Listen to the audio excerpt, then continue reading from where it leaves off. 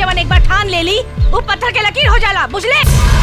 तब तू एक बार कान खोलकर सुन लो, हमने अपन जमीन ना दे ना दे ना दे। ओ, एकरा देह में बड़ा गर्मी बा। नारायण नारायण। ए, एकरा के उठा के लेके चला। एकरा से अपना ठुमका लगवा के देखा, ओकरा बाद एकर चीर हरण कई जाए। अरे तू एगो लड़की हो, धन के बढ़ल ठीक होला, मन के बढ़ल ना। एगो औरत खातिर ओकर इज्जत सबसे बड़ धन होला। ओ, तो तोरा नजर में दौलत से बढ़ के इज्जत बा। तो आज कंकाली पूरा गांव वाला के सामने तोहार इज्जत उतार दी। ए, लेके आओ एकरा के।